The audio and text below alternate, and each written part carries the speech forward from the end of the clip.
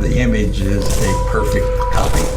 Yeah, so it's a clone of a system. A hard drive. Forensic copy, bit for bit, of everything that was on the Mesa County computer. I had some people who knew my capabilities that said, you really ought to look at this. She's the clerk, so the system's operation for an election, it was her duty to preserve those election records. And then when they compared the two images, they discovered that election records had been deleted or altered. 29,000 of them that are the fingerprints, the DNA, the blood type of how they got to the totals of the 2020 and the 2021 election. Just to clarify, there were 2 forensic images taken of the Mesa County election server. One before the software update, another image taken after. Then you were able to compare the two. Everything that was on that drive before this update was gone. It looks like a cover-up. Low risk of being caught, low consequence if they are caught. I mean, there's a layered defense against transparency for the public. The reason we know it was deliberate is because of the repeaters. Are those files important to elections? Well, doesn't the Colorado Secretary of State claim they are not important? Best case, she's wildly ignorant. The federal voting system standards are very clear that the election records that are required to audit a voting system include the digital records that are all the log files generated by that voting system, especially when it's a complex computer system. Inside the Mesa voting system, there are 3 primary databases: a tabulation database, an adjudication database, and a master database. When ballots come in, they are scanned in batches of up to 100 each. An image file is created for each ballot, and the counts for each batch are saved into the tabulation database. Batches are then stored in the adjudication database along with unique ballot ID information about each ballot.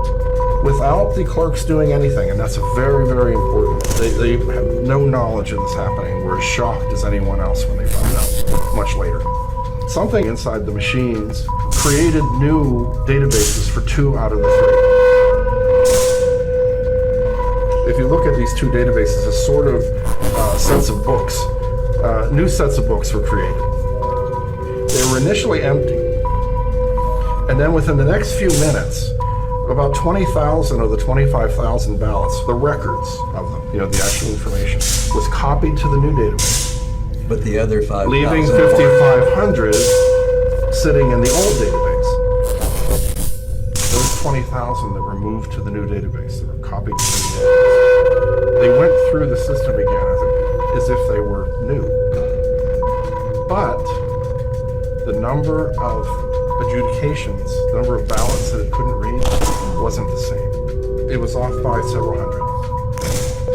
The way that those images were looked at did not represent the same ballots exactly as they had the first time, where those numbers would have matched. The computer looks at the digital image of the ballot, and it looks to see where the people filled in the ovals.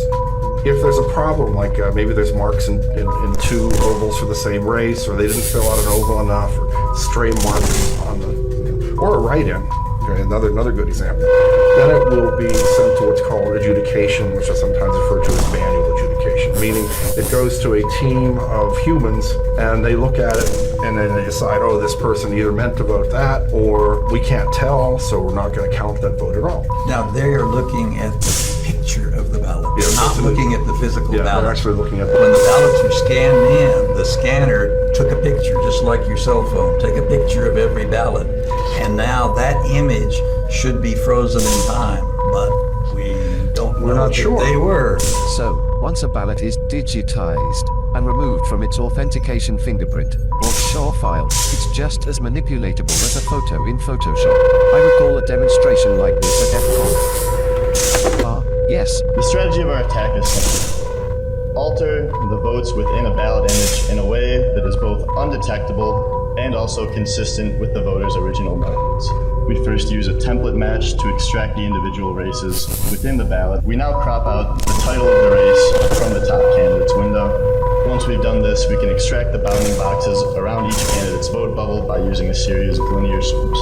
We simply swap the pixels inside of these boxes, and we've altered the votes. The actual attack happens much faster and also has no visual components to it whatsoever.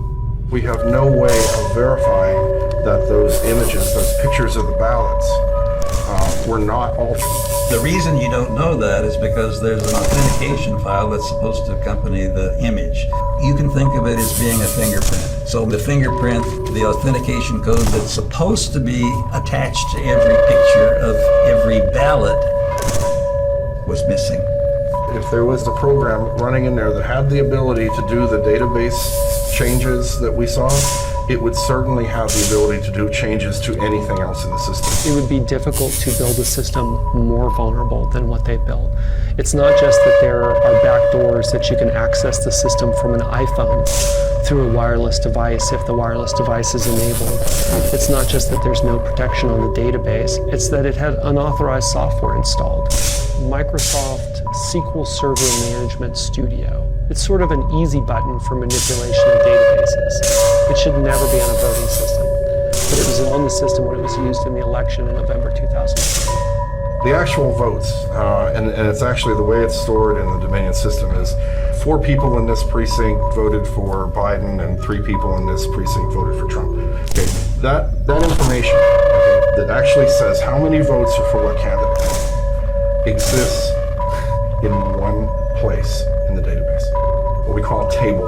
It's basically a spreadsheet within the filing cabinet. If I were to go in using the tools that are installed on the server and changed a number in one of those, and let's say instead of 4 for Biden, I said 4,000. When they ran their reports, it would show an extra 4,000.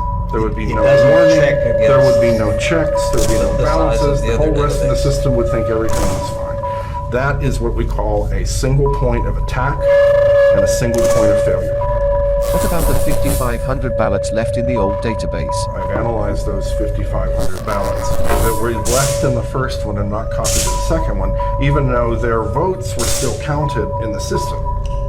They, in my opinion, are not real. Mesa County is a very, very red county. In 2016, it went roughly somewhere around 65-28 toward Trump.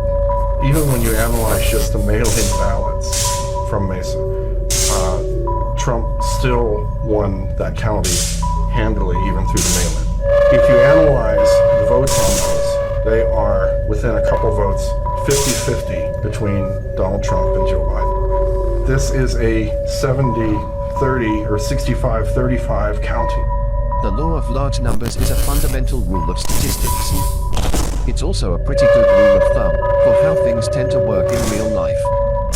Flip a normal coin and there's a 50% chance it will be heads, 50% tails. Most people instinctively know if you flip a coin 500 times, it should be heads around 250 of those times. Watching election results roll in is kind of like tossing a coin. It's not a 50-50 game, like a coin toss, but it is a randomized selection of either A or B. At first, when the vote count is low, the numbers might be all over the map. But as the count grows, the law of large numbers takes effect and the final results fall into place. Mesa County is a deep 65% to 35% red county. The first 5,500 ballots being evenly split between Biden and Trump, let alone the first 25,000, appears to be a statistical impossibility. Because of the law of large numbers, we should see the results of those almost 20,000 ballots and then the result of the over 50,000 ballots actually be within only a few percentage points difference of each other. And by a few, I'm saying perhaps 3, perhaps 4.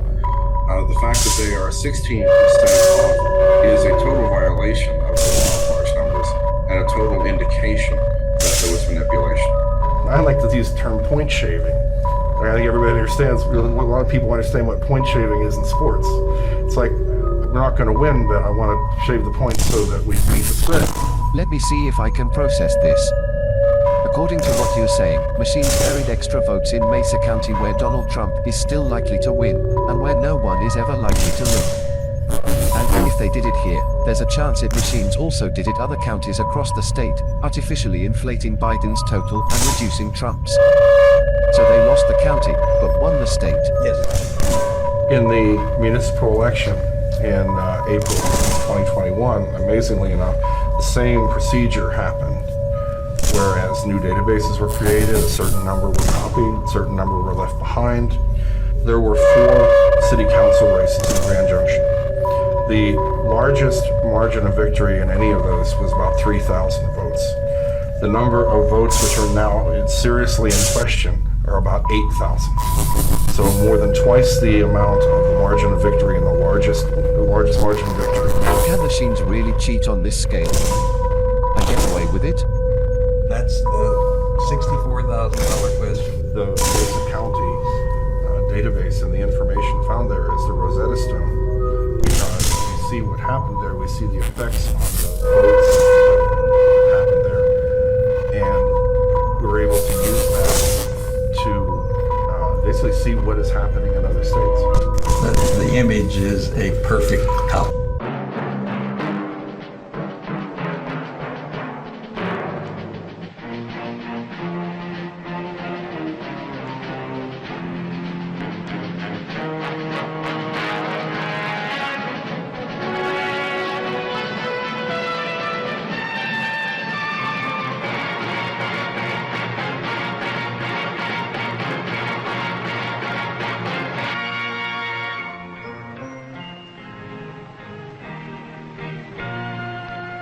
Some people have a deep, abiding respect for the natural beauty that was once this country.